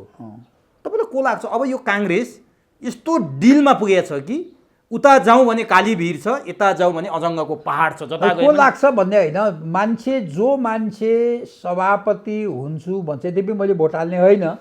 तर तपाईँले क्रियाशील तपाईँको दवीकरण हुन सक्ने पनि त छैन। अब त्यो पनि सम्भावना देख्नुहुन्छ? त्यो छैन, मैले त्यो देखाएको छैन। त्यस कारणले जब कसैले म बिपीको राष्ट्रियता, प्रजातन्त्र, समाजवादप्रति प्रतिबद्ध छु भन्छ, बिपीले एउटा कुरा त भन्नुभएको छ नि, वामपन्थीसँगको सहकार्य गर्नु हुँदैन भनेर जानुभएको छ। अब तपाईँको सभापति अब वामपन्थीसँग सहकार्य गरेर प्रधानमन्त्री बन्दै हुनुहुन्छ। त्यो मात्र होइन, नेपाली काङ्ग्रेसको दुर्भाग्य के हुँदैछ भने तपाईँले अहिले गएको चुनावको कुरा छोड्नुहोस्, यसै पटक यो सबै पाँचै पार्टीको बिचमा सिट बाँडफाँड गर्ने भन्ने सम्झौता त अस्ति भइसक्यो। अब 165मा ल तिनटै मेजर पार्टी भनौँ, अरूको छोडिदिउँ, शेरबहादुर देउवा अध्यक्ष भएको पार्टी, माधव नेपाल नेता भएको पार्टी र प्रचण्ड नेता भएको पार्टी, तिनटालाई 165 बाँड्दा काङ्ग्रेसको भागमा 55 सिट आउँछ। ठुलो पार्टी भयो भने 60 सिट आउला या 70 सिट आउला। 70 सिटमा काङ्ग्रेसले उम्मेदवार दिएर बाँकी सिटका काङ्ग्रेसका कार्यकर्ताहरूलाई तपाईँको एमाले र माओवादीको झोला बोकाउन थालेपछि यो काङ्ग्रेस रहन्छ? यो त निर्णय गरिसके त। काङ्ग्रेसको भविष्य चाहिँ के देख्नुहुन्छ तपाईँ? होइन, अब यही बाटो गयो। अब कार्यकर्ताहरूले पनि अहिलेसम्म अब त्यो यो कुरा बुझिसकेका छैनन्। अहिले मेरो प्रयास चाहिँ के हो भने म काङ्ग्रेस हुँ भन्ने त मेरो अधिकार हो नि, तर क्रियाशीलै दिएनन् तपाईँ। नदिनु त्यो अर्को कुरा हो। तर म काङ्ग्रेसै भएर काङ्ग्रेस जनहरूमा यो विचार यो अभियानलाई मैले सकेसम्म 77 जिल्ला प्रचार गर्ने। तपाईँ के अर्को काङ्ग्रेसको प्यारालाल पार्टी बनाउँदै हुनुहुन्छ? होइन, छैन। म दुईवटा कुरा चाहिँ मैले बारम्बार भनेको छु, म अर्को पार्टी पनि खोल्दिनँ, अरू पार्टीमा पनि म जान्न। दुईवटा कुरा चाहिँ, किनभने म अब मेरो भने 3 पुस्ता यो काङ्ग्रेसमा रगत भिजेको छ। कसैले मलाई काङ्ग्रेस नभन्दा नहुने होइन। र यहाँ भएका विकृति विसङ्गतिहरूलाई मैले उजागर गरेर कार्यकर्ताहरूमा एउटा भावनाको विकसित गर्न सकेर त्यो कार्यकर्ताहरूले पनि रियलाइज गरे भने त्यो नेपाली काङ्ग्रेसको लागि, नेपालको प्रजातान्त्रिक आन्दोलनको लागि फाइदा। कहाँ त्यसको चाहिँ वैधानिकता हुन्छ त? न नेपाली काङ्ग्रेसको सानेपाको अन्डरमा त्यो हुँदैन। जनमत सिर्जना गर्ने कुरा त वैधानिकता कुरा भएन। अनि तिनीहरू कुन पार्टीमा हुन्छन् त? होइन, अरू पार्टीका त कुरा भएन, काङ्ग्रेसै पार्टीका मान्छेहरूलाई यो सबै आज मैले तपाईँलाई भनेको कुरा त थाहा छैन नि त कतिलाई। तर तपाईँ आफै कारबाहीमा पर्नु भएको छ, तपाईँ आफै क्रियाशील सदस्यता पाउनु भएको छैन, अनि तपाईँको अन्डरमा 77 जिल्लामा प्रचार गरेर को काङ्ग्रेसका मान्छेहरू आउँछन् त? त्यो आउँछन्। एउटा कुरा के भने निस्वार्थ भावनाले त्यो टाइम लाग्छ। बिपी कोइरालाले के भन्नुहुन्थ्यो भने अहिलेको जस्तो तपाईँको यो युट्युब एफएम दुनियाँभर थिएन, रेडियो एउटा थियो। रेडियोले हाम्रो खबर के भनेन भन्दाखेरि होइन, हामी आफै रेडियो, आफूले भन्ने जतिजनाले सुन्छन् त्यतिजना सुन्छन्, होइन? होइन, तर तपाईँले सङ्गठन गरेका मान्छेले भोट हाल्ने त रुखमै होला। होइन, भोट त अन्त किन हाल्ला नि त? तर मेरो भनाइ किन यो प्रवृत्तिलाई पुग्यो भने त्यसले एउटा विद्रोहको भावना सिर्जना गर्छ। माधव नेपालले गरे जस्तो गर्न खोज्नु भयो? माधव नेपालले विद्रोह गरिराख्ने पार्टीमा पनि नमिल्ने, अब कार्यकर्ता होइन, मतलब विद्रोह पार्टीमा नमिल्ने माधव नेपालको कुरा र अब मेरो कुरासँग किन मिल्दैन भने हाम्रो पार्टी नै अलग हो, सिद्धान्तै अलग अलग छ। मैले त जब म पार्टीमा छैन, अर्को पार्टी खोल्न चाहन्न, अरू पार्टीमा जान्न भने मैले गर्ने राजनीति भनेको के हो भन्दा तपाईँलाई के भनेर चिन्ने त मान्छेहरूले? तपाईँ काङ्ग्रेसमा पनि हुनुहुन्न। होइन, उनीहरूले राखेका छैनन्, म काङ्ग्रेस त हो नि। त्यस्तो नि मिल्छ? होइन, काङ्ग्रेस मलाई होइन भन्ने अधिकार त छैन। उनीहरूले मलाई जिम्मेवारी नदिन सक्छन्। म एउटा कुरा के हो भने तपाईँले धर्मशास्त्रमा पनि तपाईँले देख्नुभयो होला, कोही देउताप्रति मान्छेले चाहिँ आफ्नो वान साइडेड एकपक्षीय लगाव भएको सुनिरहनु भएको छ। त्यस्तै हाम्रो बिपी कोइरालासँगको लगावलाई, नेपाली काङ्ग्रेससँगको मेरो लगावलाई शेरबहादुर र रामचन्द्रले छुटाउन खोजेर छुट्दैन क्या। त्यो लगाव रहिरहन्छ। पदमा म नपुग्ला। सुन्नु, तपाईँले भने एउटा कुरा के तपाईँले बुझ्नुपर्छ भने पदमा पुग्नु नै सबै कुरा चाहिँ होइन। मैले के मात्रै जान्न खोजेँ भने नि, जस्तो अध्यावधिक रूपमा 5-5 वर्षमा काङ्ग्रेसको महाधिवेशन हुन्छ, त्यो महाधिवेशनमा तपाईँहरूले अपडेट गर्नुपर्छ कार्यकर्ताहरूसँग, त्यहाँका चाहिँ महाधिवेशन प्रतिनिधिहरूसँग, महासमिति सदस्यहरूसँग। तपाईँको त्यो फोरम छैन। नयाँ आउने पुस्ताले त गोविन्दराज जोशी नचिन्ला नि त। मलाई मेरो अब म चाहिँ यो पटकको महाधिवेशनमा भाग नलिइसकेपछि मेरो नेपाली काङ्ग्रेस पार्टीभित्रको प्रवेश चाहिँ करिब करिब अन्त हुन्छ। त्यो पूर्णविराम हो? अब त्यो पूर्णविराम हो। यो अधिवेशनमा भाग लिने मौका नपाइसकेपछि अब मैले त्यो म जिन्दगीमा केही पनि भएन भनेर म यो अरू नेताहरू जस्तो म भन्न चाहन्न। तर मलाई अहिले 77 जिल्लामै म जाँदाखेरि कुनै फोरमको आवश्यकता पर्दैन। बिपी विचार प्रतिष्ठानलाई अगाडि बढाउँछु। त्यो जे भने पनि गोविन्दराज जोशी आफै काफी छ त्यो कुरालाई।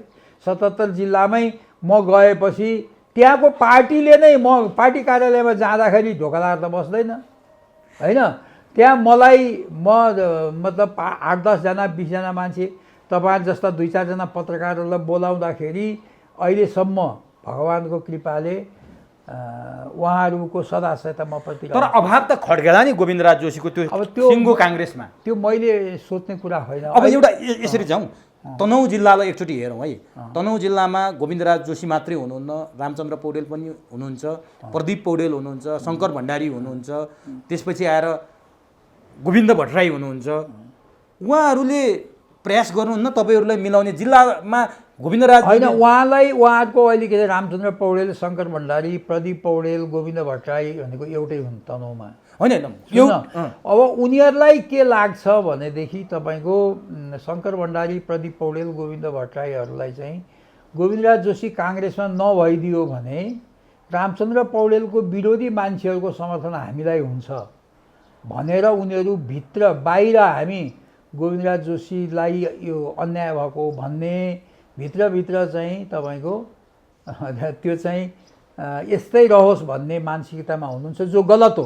तर उहाँहरू थाहा छैन तपाईँलाई चिडाएपछि सिङ्गो जिल्लामा काङ्ग्रेसलाई अप्ठ्यारो पर्छ भन्ने उहाँहरू जस्तो युवा नेताले बुझ्नुहुन्न? त्यो उहाँहरूलाई थाहा छैन, उहाँले बुझ्नुहुन्न। तर म बिनाको काङ्ग्रेसले तनहुँमा स्थानीय निकायको निर्वाचन होस् या सङ्घीय प्रदेश निर्वाचन होस् त्यसमा पुनः एक सिट पनि जित्दैन। अब रामचन्द्र पौडेलले अब तनहुँमा चुनाव जित्ने सम्भावना छैन। रामचन्द्र पौडेललाई त मैले सहयोग गर्दा पनि जित्दैनन्। झन् अब मलाई मेरो एगेन्स्टमा गएर त ऊ जित्ने होइन, अहिलेको भन्दा पहिलेको भन्दा धेरै नराम्रो स्थिति हो। त्यसो भए अब एकचोटि सङ्घको कुरा गरौँ है। अब काङ्ग्रेसमा नयाँ पुस्ता नेतृत्वमा आउने सम्भावना बढ्यो भनेर चर्चा भइरहेको छ। रामचन्द्र र शेरबहादुरलाई सम्मानजनक विदाई गरेर अघि तपाईँले भनेका विरासत बोकेका ए ग्रुप ए वर्गका 3 जनाबाट 1 जना सभापति लड्ने भनेर उनीहरू तयारी गर्दैछन्, भेटघाट गर्दैछन्। अर्कोतिर रामचन्द्र पौडेल पनि सभापतिको लागि दाबी गर्दैछन्, शेरबहादुर देउवाले घोषणा गरिसके।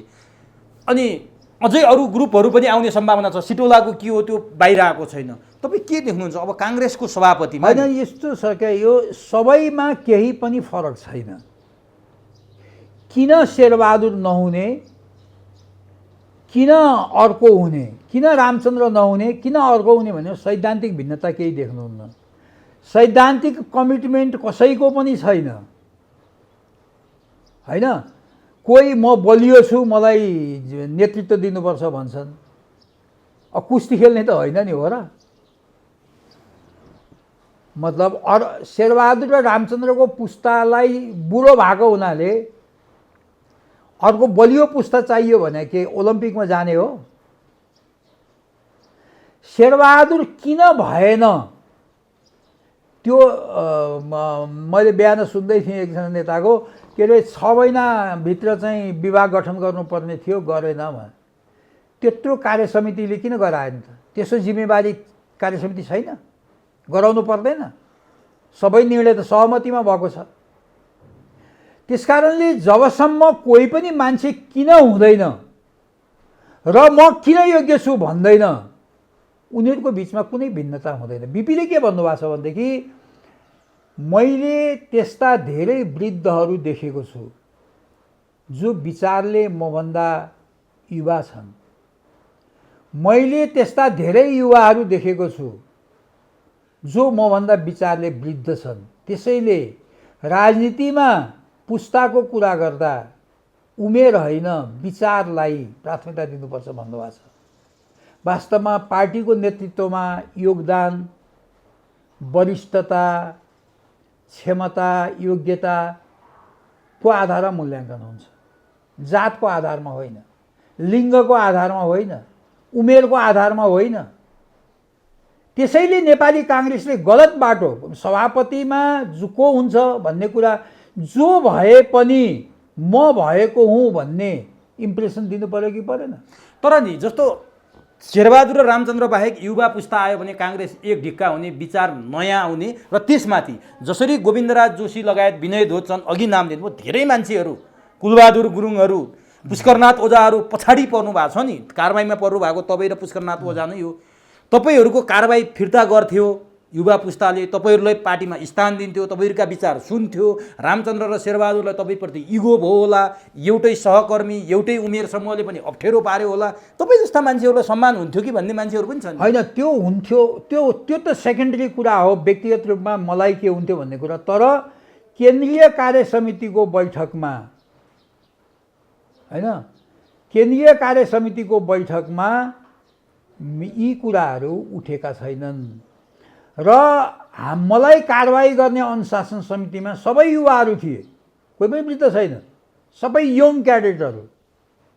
उनीहरूले के भने उनीहरू दुईटै नेता कहाँ गएर सोधेर आएर कारवाही गरे। ती युवाले पनि देशको नेतृत्व गर्छन्। एउटा पनि धनराज गुरुङको खुब नाम चर्चामा आएको थियो। होइन, सबै युवाहरू, भीष्म आङदम्बे युवा नै हो, सबै युवाहरू छन् के अनुशासन समितिमा। उनीहरूले नै के भने शेरबहादुर र रामचन्द्र कहाँ गएर सोद्धाखेरि हामीलाई यस्तो भन्ने युवाले यो देश चलाउँछन्, हाँक्छन्, अनि यी दुईटा भन्दा पनि असल छन् भनेर कसैले कल्पना गर्छ? तर शशाङ्क, विमलेन्द्र र प्रकाशमान मध्ये एकजना आएपछि तपाईँको कारवाही त फिर्ता हुन्थ्यो होला नि? होइन, अब त्यो त अहिलेसम्म बोलेका छैनन्, त्यहाँ सुनिया छैन, बाहिर सुनिया होइन। तीनजना चारजनाले तपाईँलाई भेटेर कुरा गरेका छैनन्? जस्तै तीनजना कोइराला छन्, शशाङ्क, शेखर र सुजाता। अनि यही यसो छ, भेट्ने भनेको कुरा यता कता हुने कुरा स्वाभाविक कति कुराहरू हो, होइन। तर एउटा कुनै परिणाममा, जस्तो भनौँ न, शशाङ्क महामन्त्री हो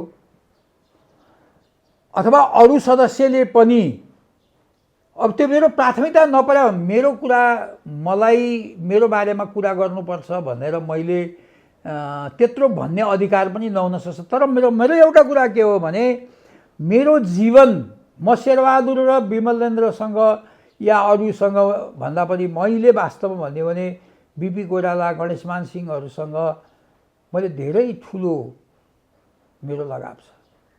र तनहुँमा पञ्चायत 46 सालभन्दा अगाडि, जब उहाँहरू दिवंगत हुनुभन्दा अगाडि तनहुँमा जाँदा बिपी कोइराला, गणेशमान सिंह मेरै घर बस्नु भएको छ धेरै पटक,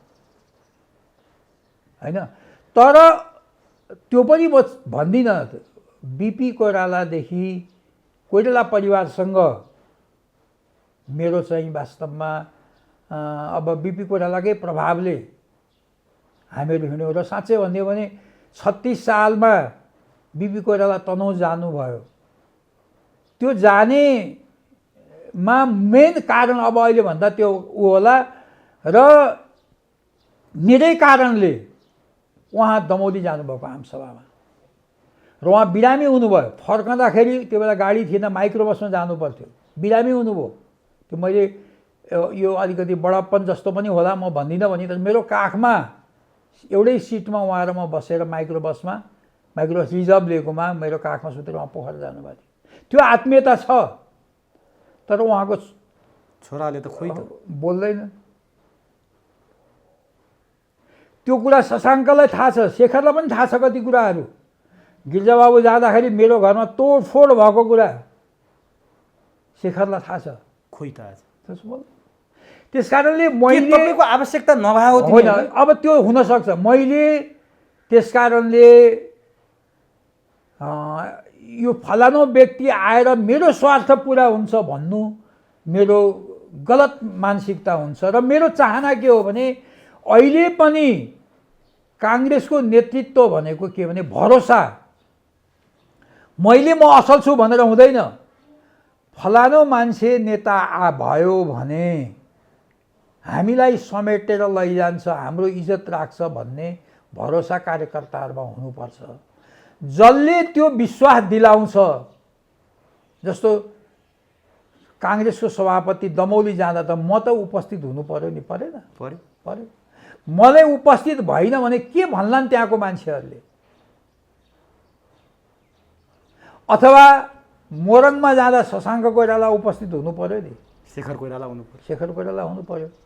धनुषा जाँदा विमलेन्द्र निधि हुनु पर्यो। काठमाडौँको कार्यक्रममा प्रकाशमान हुनु पर्यो। नुवाकोटको कार्यक्रममा रामशरण अर्जुन हुनु पर्यो।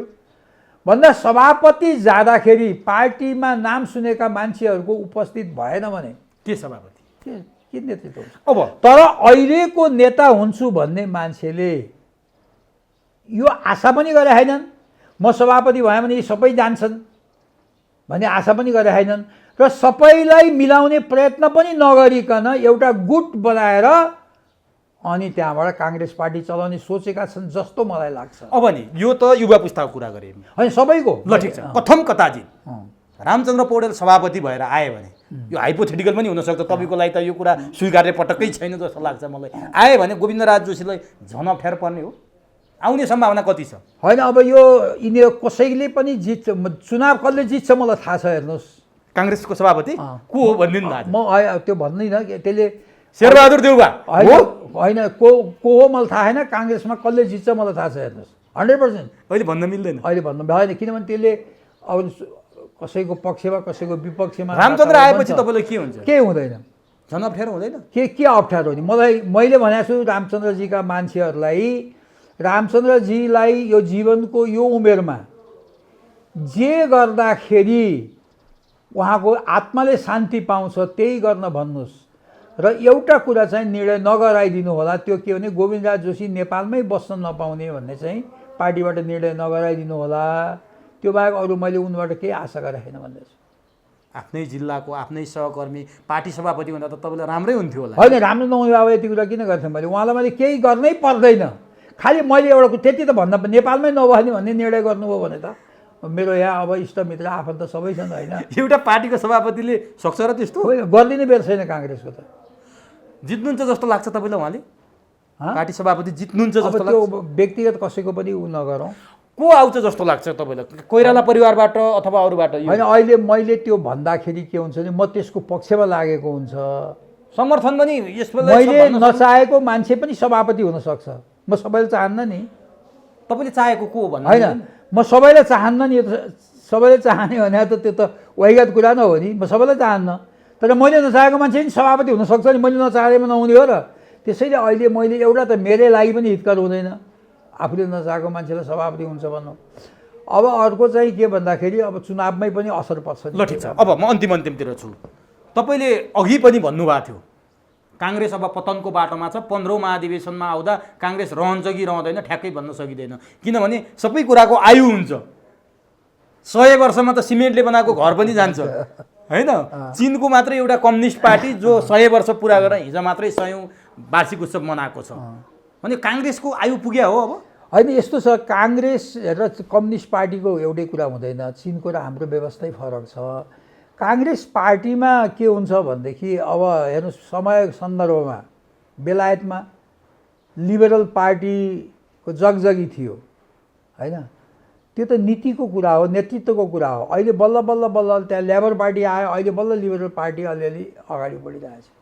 इन्डियामा काङ्ग्रेस आई, दबदबा थियो एक छत्र, अब अहिले त्यसको हालत तपाईँले देख्नुभएको छ। त्यस कारणले यो एकदमै सङ्क्रमणकालीन अवस्था हुन्छ पार्टीलाई कहिलेकाहीँ। अहिले हाम्रो पार्टीमा सङ्क्रमणकालीन अवस्था छ, नेतृत्व सक्षम छैन, कसैले पनि दिन्छु त्यो निस्किन सक्छ समय सन्दर्भ। नेतृत्व भनेको कस्तो भन्दा जन्मिने रहेछ, क्या बनाउने रहन्छ, सभापति बनाउने हो, प्रधानमन्त्री बनाउने हो, तर नेता चाहिँ बनाउने होइन। बिपी कोइराला हुनुभयो, त्यस्तै अब गिरिजाबाबु कृष्णजी गणेशमानजी हुँदासम्म एउटा आदर्श, त्यसपछि भएन। सुशील कोइराला प्रधानमन्त्री हुनुभयो, पार्टी हुनुभयो, सभापति हुनुभयो, तर नेता चाहिँ हुनु भएन। त्यस्तै अहिले पनि अब त्यो क्षमता देखिराखेका छैन। अब यसमा कसैले फेरि नेपाली काङ्ग्रेसलाई ड्राइभ गर्ने परिस्थिति, अहिले नेपाली काङ्ग्रेस त अहिले सिद्धान्त पनि छैन, सिद्धान्त नभएको पार्टी पनि कहीँ चल्छ भने यो यो यो अब भन्न त उहाँहरू भन्नुहुन्छ हामीले बिपीको बाटो छोडाएन उहाँहरू। अहिले मैले भनेका कुराहरू बिपीले गर भन्नुभएको थियो होला त। अहिले यतिखेर बिपी गणेशमानजिङ र महेन्द्र नारायण निधि, कृष्णप्रसाद भट्टराई र गिरिजाप्रसाद कोइराला स्वर्गमा भएको भए, अब धार्मिक परम्परा मानिने के कुरा गरिराख्नु भयो होला उहाँ? अझै पनि हामीलाई दुःख दिएछन्, हाम्रै नाममा चुनाव लड्छन्, आफू योग्य छु म किन नलडेका भनेर भन्नुभयो छैन होला। तपाईँले अघि भन्नुभयो नि एउटा कुरा ठ्याक्क मलाई यहाँ आयो के, यति बेलाको काङ्ग्रेसको सिद्धान्त र एमाले माओवादीको सिद्धान्तमा केही फरक छ के? कुन सिद्धान्तको नाम त फरक छ, यो कारणले यिनीहरू फरक पार्टी हुन् भनेर भन्न सक्ने? अहिले सबैको ध्येय सत्ता, सत्तामा कसरी पुग्ने, त्यहाँबाट के सिद्धान्तै छैन नि कसैको पनि। एउटा कुरा के हो भन्दाखेरि अब वामपन्थीहरू संसदीय व्यवस्थामा आए, अब उनीहरूले त्यो मतलब त्यो जनतालाई गणेशराज शर्मा भन्ने नेपालको एउटा ठुलो वकिल हुनुहुन्थ्यो, जसले बिपीको आत्मवृत्तान्त लेख्नु भएको छ। उहाँले के भन्नुभयो भन्दाखेरि वामपन्थी सिद्धान्त अब नेपालमा बिक्दैन, नबिक्ने भएको हुनाले उनीहरूले राष्ट्रियतालाई आफ्नो मूल नारा बनाउँछन् भन्नुभएको थियो। अहिले कम्युनिस्टहरू त राष्ट्रियताको कुरा धेरै गर्छन् नि त, किनभने वामपन्थी सिद्धान्त नेपालमा बिक्दैन। अब काङ्ग्रेसको पनि राष्ट्रियता, समाजवाद, प्रजातन्त्र, अब वास्तवमा भन्नुहुन्छ भने तपाईँको नेपाली काङ्ग्रेसको सरकार हुँदाखेरि पनि हामीले समाजवादी कार्यक्रमहरू ल्याउन सकेनौँ। अब हाम्रा अर्थमन्त्रीहरूले यो समाजवादी दृष्टिकोण बुझेनन् नभनौँ, पढे लेखा मान्छे हुन्, तर कार्यक्रम उहाँहरूले अब यो चाहिँ सामाजिक सुरक्षाको कुरा देखि नसहने होइन, कतिपय यो चाहिँ यो उसलाई उद्योग धन्दाहरूलाई चाहिँ दिने कुरा, छुट दिने कुराहरू सुन्नै नसक्ने, समाज टोटल पुँजीवादी कार्यक्रमहरू उहाँले लागू गर्नुभयो। त्यो बिपी कोइरालाको सिद्धान्त हामीले त्यही बेला छोडे हो क्या, हाम्रो कार्यक्रम समाजवादी हुँदै भएन। त्यसपछि काङ्ग्रेस आज यो अवस्थामा आयो। त्यसैले अब यसको दोष त कहीँ कतै गोविन्दराज जोशीले पनि बोक्नुपर्छ होला नि। म पनि त्यत्रो पटक पटक मन्त्री त एकदम कुरै छैन, मैले पनि नलिने भन्ने। अब मैले त्यहाँ कति गर्ने गरिनँ त्यो अर्को कुरा होला, तपाईँले भन्दा मलाई पनि दोषमुक्त बनाउन मिल्दैन। म पनि त्यसको सहभागी छु। त्यही म गिरिजाबाबुको क्याबिनेटमा बसेँ, कृष्णजीको क्याबिनेटमा बसेँ, शेरबहादुरको क्याबिनेटमा बसेँ। म दोषी छैन भनेको छैन, त्यहाँ मैले कति गर्न सकेँ कति गर्न सकिनँ, मेरो मन्त्रालयहरूमा त्यो अलग विषय हो, त्यसो दोषी म पनि छु। तर सिद्धान्तै छैन। अहिले वामपन्थीहरूले देखाउनको लागि राष्ट्रियतालाई जोड दिएका छन्, काङ्ग्रेसले सत्तालाई प्राथमिकता दिएको छ। बिपी कोइराला भन्छ, तर बिपी कोइराला कस्तो भयो भनेदेखि बिपी कोइराला नाम लिने मात्रै कुरा भयो के, अब कुनै कमिटमेन्ट छैन। अहिले त यो काङ्ग्रेसमा दुईवटा हो, बिपी कोइरालाको काङ्ग्रेस र गिरिजाबाबुको काङ्ग्रेस। अहिलेको काङ्ग्रेस चाहिँ गिरिजाप्रसाद कोइरालाको काङ्ग्रेस हो। तपाईँहरू चाहिँ बिपीको काङ्ग्रेस पर्नु, हामी सब बिपीको। त्यो फरक नि त्यो विचार सैद्धान्तिक होइन। अब बिपी कोइरालाले राष्ट्रियता, प्रजातन्त्र, समाजवाद भन्नुभयो, गिरिजाप्रसाद कोइरालाले सहमति, सहकार्य, एकता के को लागि भन्दा सहमति के को लागि, सत्ताको लागि। सहकार्य के को लागि, जोसित पनि सत्ताको लागि होइन। एकता के को लागि, जोसित पनि सत्ताको लागि। त्यही भएर काङ्ग्रेस पतनको बाटोमा गयो। त्यसो भए अहिले 5वटा पार्टी मिलेर, 3टा पार्टी मिलेर भनौँ, अरू छोडिदिउँ, 3टा पार्टी मिलेर सिट बाँडेर लड्ने अरे भन्नुहोस् त। अब 75 सिट आखिर कति देला नि त 3टा लडेपछि। भोलि त्यस्तो नहोस्, 3टै पार्टी मिल्दाखेरि 3टै बलियो छन्, बराबरै दिनु पर्ला। अलिकति काङ्ग्रेसलाई दियो भने 80 सिट देला नि रे, आधाभन्दा बढी त दिँदैनन्।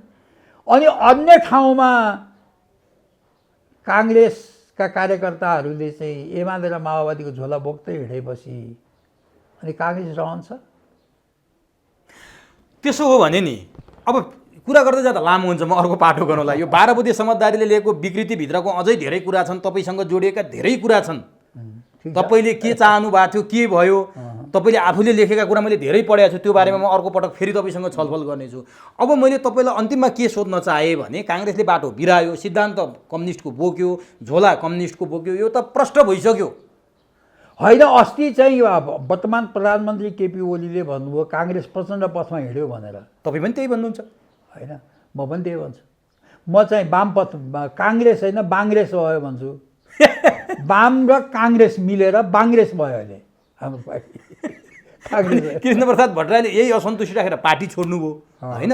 अब भनिदिनुहोस्, कतिपयले के भन्छन् भने नि, तपाईँलाई माया मोह त काङ्ग्रेसको छ, यी पात्रको पो छैन त। अहिलेका पात्रले पो काङ्ग्रेस बिगारे, काङ्ग्रेस आफूमा बिग्रिया त होइन। तपाईँको माया त त्यही काङ्ग्रेसमा छ, त्यही रुखमा छ, त्यही 4 तारे झन्डामा छ। यी व्यक्तिहरूमा तपाईँको कुनै लालसा पनि छैन, तपाईँलाई केही पाम्ला भन्नु पनि छैन। अब भनिदिनुहोस्, काङ्ग्रेस कोमामा पुगेको छ भन्छन्, भेन्टिलेटरमै छ, त्यहाँबाट बाँचेर आउने सम्भावना पनि छ, धेरै सम्भावना मर्ने छ, जुन तपाईँले पतनको बाटो अघि इङ्गित गर्नुभयो। जहाँ 12 बुँदे सम्झौतापछि काङ्ग्रेस बिग्रियो नि, डिरेल भयो नि, राष्ट्रियता प्रजातन्त्र समाजवाद छोडेर सहमति सहकार्य र एकता जो सत्ताको बाटो भनेर तपाईँले भन्नुभयो नि, यो गिरिजाप्रसाद कोइरालाकै खलनायकीपनले, गिरिजाप्रसाद कोइरालाकै कारणले काङ्ग्रेस यस्तो भयो भन्न तपाईँ हिचकिचाउनुहुन्छ कि किचाउनुहुन्छ? होइन, त्यो त यसो हो नि, मतलब 12 बुँदे सम्झौता दिल्लीमा गिरिजाबाबुले गरेपछि नै उहाँसित मेरो सम्पर्क टुट्या हो होइन। मैले उहाँलाई के भने भने बिपी कोइराला भारतबाट नेपाल आउनुभयो राष्ट्रिय मेलमिलापको नारा दिएर, तपाईँ नेपालबाट भारत जानुभयो, बिग्रियो त्यही। बिग्रियो त्यही। त्यसको सुन्नु न, त्यसो त्यो त त्यही कारणले आज नेपाली काङ्ग्रेस यो अवस्थामा पुग्यो होइन। नेपाली काङ्ग्रेसका केही सैद्धान्तिक मान्यताहरू छन्, त्यसलाई छोडेपछि त काङ्ग्रेस त रहेन। अब त्यो गलत, त्यो उहाँले नजानेर अब उहाँ कुन परिस्थितिमा गर्नुभयो होइन, त्यो बेला यहाँ राजाको एकदम दबाब बढी थियो, त्यसले गर्दा उहाँले गरे नि हुनसक्छ। तर एउटा कुरा के लाग्छ मलाई भनेदेखि नेताले चाहिँ गलत के हो सही के हो छुट्याएर सही बाटो चाहिँ निरन्तर छोड्न नहुने रहेछ। अब यो कुरा अलि अप्रिय लाग्ला यो शब्द तपाईँलाई, म तपाईँले उत्तर नदिन नि सक्नुहुन्छ, मैले सोधिहालेँ, परेको म बेहोरौँला। गिरिजाप्रसाद कोइराला नि कतिपयले 12 बुँदे सम्झौताको हस्ताक्षरकर्ता, शान्ति ल्याउन सफल, शान्तिका नायक, शिखर पुरुष भनेर भनिरहेछन्। आज कस्तो समय परेछ गिरिजाप्रसाद कोइरालाको जन्मदिन, तपाईँले मैले कुरा गरिरहँदा है, यस्तो दिन परेछ। कतिपयले के भन्छन् भने गिरिजाप्रसाद कोइराला शान्तिका नायक भन्छन्, तर धेरैले भन्न थाले गिरिजाप्रसाद कोइराला खलनायक। गिरिजाप्रसाद कोइरालाले खलनायकको काम गरेकै कारण आज देश यो अवस्थामा पुग्यो भने तपाईँ के भन्नुहुन्छ? जन्मदिनको दिन भन्न मिल्ने हो कि होइन? होइन, म चाहिँ के भन्छु भनेदेखि जन्मदिनको दिनमा उहाँप्रति हार्दिक श्रद्धाञ्जली अर्पण गर्दछु। कुरा के रहेछ भन्दा गिरिजाप्रसाद कोइरालाले जति काम विश्वकै नेताहरूले कमै गर्छन्, गिरिजाप्रसाद कोइरालाले 238 वर्षको राजतन्त्रलाई समाप्त पार्नुभयो। गिरिजाप्रसाद कोइरालाले नेपालमा गणतन्त्रको स्थापना गर्नुभयो। गिरिजाप्रसाद कोइरालाले देशलाई धर्मनिरपेक्ष बनाउनु भयो। गिरिजाप्रसाद कोइरालाले 12 वर्षदेखि सशस्त्र आन्दोलनमा रहेका माओवादीहरूलाई मेन स्ट्रिममा ल्याउनु भयो। के गर्नु भएन गिरिजाप्रसाद कोइरालाले संविधान सभाको, नेपाली जनताको चाहना भन्छन् होइन, संविधान सभाको निर्वाचन गराउनु भयो र 6 पटक लगभग कति प्रधानमन्त्री हुनुभयो होइन। आज तपाईँले भन्नुभयो गिरिजाप्रसाद कोइरालाको जन्म जयन्ती, आज गिरिजाप्रसाद कोइरालाको नाम त देशभर कहीँ सुनिँदैन। बिपी कोइराला 18 महिना सत्तामा बस्नुभयो जम्मा। आज हरेक नेपालीको मुखमा बिपी कोइरालाको नाम नसुनेर कोही पनि छैन। भन्दा किन यत्रो धेरै कामहरू गर्ने गिरिजाप्रसाद कोइरालालाई नेपालीले बिर्से? खलनायकको रूपमा चिन्न होइन, किन बिर्से म त्यो त भन्दिनँ, तर उहाँले लिएको बाटोले नेपाली जनतालाई छोएन। कहिले भन्लान् के भन्छन्, नेपाली जनतालाई छोएन। बिपीको बाटोले, बिपी सत्तामा 18 महिना बस्नुभयो जम्मा, तर बिपीको बाटोले अहिलेसम्म नेपाली जनतालाई छोइरहेको छ। आज बिपी कोइरालाको नाम कसले लिँदैन? आज तपाईँले कहीँ गिरिजाप्रसाद कोइरालाको नाम भाषणमा पनि अरूले नलिए पनि शेरबहादुर देउवाले लिनपर्ने होइन, रामचन्द्र पौडेलले लिनपर्ने होइन, कृष्ण सिटौलाले लिनपर्ने होइन, अहिले कदा यता कदा प्रचण्डले लिया सुन्छु म, अरूले लिँदैन हो कि न? त्यसैले गर्दा के भन्छ, इतिहासले मूल्याङ्कन गर्दा मान्छेहरूलाई को मान्छेले के गर्यो निर्मम तरिकाले गर्दो रहेछ क्या। त्यसैले आज बिपी कोइराला जति नेपालमा उहाँको लाई स्मरण गर्छन् मान्छेहरूले, त्यो चाहिँ उहाँलाई गरेन। अब ठिक छ, उहाँकै जन्मदिनको दिन म एउटा प्रश्न सोध्छु अनि बिदा हुन्छु। तपाईँसँग धेरै लामो भयो, तपाईँको समय मैले धेरै खाइदिएँ, म क्षमा प्रार्थी छु। अन्तिममा गिरिजाप्रसाद कोइरालाले ल्याएको 12 बुँदे मार्फतको यो कुराले आज यो समस्या भयो। काम त दर्जनौँ गर्नुभएको, तपाईँले फेरिस्त सुनाउनुभयो, अझै बाँकी पनि होलान् काम। काङ्ग्रेस कोमामा छ, अघि पनि भन्यो। यदि काङ्ग्रेस बिपी कोइरालाको काङ्ग्रेस बन्ने हो भने 14औं महाधिवेशनमा जुन मान्छे, जुन नेतृत्वले हिन्दू राष्ट्र सहित अब राज संस्थामा त अझै पुगेका छैनन्, अब त्यो अन्तर्य त्यहाँ पनि पुग्ने होला। हिन्दू राष्ट्र सहितको नेपाल, हिन्दू राष्ट्र नेपालको एजेन्डा जसले बोकेर आउँछ त्यसले सभापति जित्छ र काङ्ग्रेस पनि कोमाबाट पहिलेको काङ्ग्रेसमा फर्किन्छ भन्छन्। तपाईँलाई के लाग्छ यति अन्तिममा? मलाई त्यस्तो लाग्दैन। अहिले 14औं महाधिवेशनमा सबैको आँखामा छारो हालेर सभापति हुने प्रयास गरिराखेका छन्। त्यसैले यो 14औं महाधिवेशनमा सैद्धान्तिक कुराहरू केही पनि उठ्ने छैन र सैद्धान्तिक अवधारणाको आधारमा कोही पनि सभापति हुने छैन। त्यही कारणले यो 14औं महाधिवेशन नेपाली काङ्ग्रेसको लागि एउटा लाइफलाइन अब कतै डाइभर्ट हुने अवस्था हुनसक्छ भन्ने मलाई पुनर्ताजगी पाउँदैन, मैले यो दिँदैन 14औं महाधिवेशनले। भनेपछि डाइभर्ट भनेर कतै भन्नाले होइन, मतलब अब त्यसपछि मान्छेहरूमा निरुत्साह, अहिले पनि मान्छेमा उत्साह छैन। यो के हुन्छ भने 14औं महाधिवेशन यो हामीले कस्तो चाहिँ विधान बनाएका छौँ भन्दा मलाई लाग्छ यो काङ्ग्रेसका लगभग 50 जना सिनियर मान्छेहरू 14औं महाधिवेशनबाट आउट हुन्छन्, मेन स्ट्रिमबाट 50 जना। भनेपछि यस्तो लामो त्यो काङ्ग्रेसलाई ठुलो क्षति हुन्छ, त्यो ठुलो क्षति हुन्छ। जबकि त्यसलाई उपलब्धि मान्ने सङ्ख्या फेरि पार्टीभित्र भयङ्कर हुन्छ, किनभने एउटाको ज्वरो नौखोलिकन अर्काको औषधि हुँदैन भन्ने सिद्धान्तमा नेपाली काङ्ग्रेसका नेताहरू जीवन र मृत्युको बोर्डरमा छ काङ्ग्रेस, बोर्डरमा छ। अहिले एक थरी मान्छे काङ्ग्रेसको मतलब एउटाको रुख नौखोली अर्काको औषधि हुँदैन भन्ने सिद्धान्तमा लागेका मान्छेहरूको बोलबाला छ। त्यसकारणले 50 जना मान्छे जाँदा पनि खुसी नै मान्छन्, तर काङ्ग्रेसको लोकप्रियता बिस्तारै कम हुँदै जान्छ। त्यो अवस्थाबाट कसैले निकाल्यो भने सिद्धान्त, मैले भने है, मलाई त यो अहिले नाम सुनेका कसैले पनि सैद्धान्तिक प्रतिबद्धता व्यक्त गर्छ भने लाग्दैन।